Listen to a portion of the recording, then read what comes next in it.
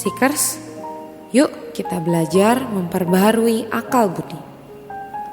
Roma pasal 12 ayat 1 mengatakan, "Karena itu saudara-saudara, demi kemurahan Allah, aku menasihatkan kamu supaya kamu mempersembahkan tubuhmu sebagai persembahan yang hidup, yang kudus, dan yang berkenan kepada Allah. Itu adalah ibadahmu yang sejati."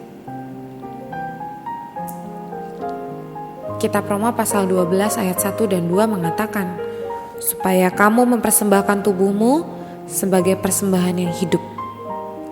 Berubahlah oleh pembaharuan budimu, akal budimu, sehingga. Menurut kitab Roma pasal 12 ayat 1 dan 2 ini, jika kamu mau akal budimu diperbarui, pertama-tama kamu perlu mempersembahkan dirimu pada Tuhan.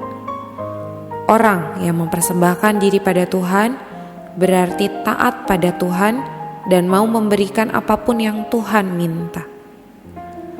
Permintaan Tuhan di atas diri setiap orang berbeda-beda. Ada orang yang Tuhan minta untuk berhenti merokok dan berjudi. Namun, untuk orang-orang Kristen yang lebih bertumbuh, Tuhan mungkin minta agar ia tidak iri hati dan tidak sombong. Seekers, sudahkah kamu mempersembahkan diri? Yuk, kita mempersembahkan diri pada Tuhan sekarang juga.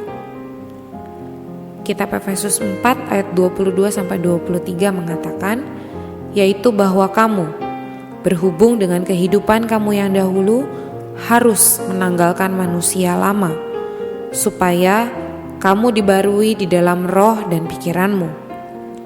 Akal budimu, terjemahan yang benar. Menurut kitab Efesus ini, agar akal budi kita diperbarui, kita perlu menanggalkan manusia lama. Bagaimanakah menanggalkan manusia lama itu? Menanggalkan manusia lama berarti menanggalkan dosa, ego, kenajisan, juga kata-kata, perbuatan, pikiran-pikiran yang tidak kudus dan tidak benar. Seekers, aku perlu bertekad untuk menanggalkan semua itu.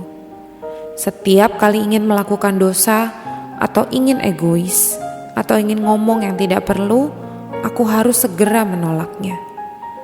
Itulah cara menanggalkan manusia lama. Kalau sampai terlanjur melakukannya, aku harus segera mengaku dosa dan mengganti rugi. Kalau aku memaafkan dosa sekali saja, maka akan ada yang kedua kali dan akhirnya berkali-kali. Lalu aku akan kehilangan perasaan terhadap dosa. Seekers, kamu dan aku perlu menyebut dosa sebagai dosa dan menanggulanginya dengan tuntas untuk kali pertama, supaya kita mampu menanggulanginya pada kali yang lain. Lalu, apakah yang tidak benar itu? Segala sesuatu yang tidak boleh dilakukan adalah tidak benar. Dulu ada seorang hamba Tuhan yang berjalan turun dari mimbarnya menuju tempat duduk di dekatnya. Pada waktu berjalan, beliau dengan tak sengaja menginjak jas hujan seorang ibu. Hamba Tuhan itu segera mendorong jas hujan itu ke pinggir dengan kakinya tanpa membersihkan bagian yang kotor bekas terinjak tadi.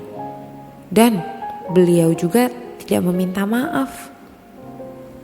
Saat itu ada seorang pemuda yang melihatnya dan protes atas perbuatan hamba Tuhan yang tidak benar itu. Jadi, tidak benar juga bisa berarti berhutang atau bersalah kepada orang lain. Seharusnya hamba Tuhan tadi membersihkan bagian jas hujan yang terinjak itu dan meminta maaf. Jika tidak, di hadapan Tuhan, ia adalah seorang yang berhutang. Jika kita terus-menerus bertekad menanggalkan manusia lama dan terus-menerus mempersembahkan diri kita pada Tuhan dengan jalan menaatinya, maka akal budi kita pasti diperbarui dari hari ke hari sehingga kita tidak bebal lagi. Yuk kita berdoa. Tuhan Yesus, aku tidak mau bebal. Aku mempersembahkan diriku padamu. Tuhan, berilah aku tekad yang kuat untuk meninggalkan manusia lama. Amin.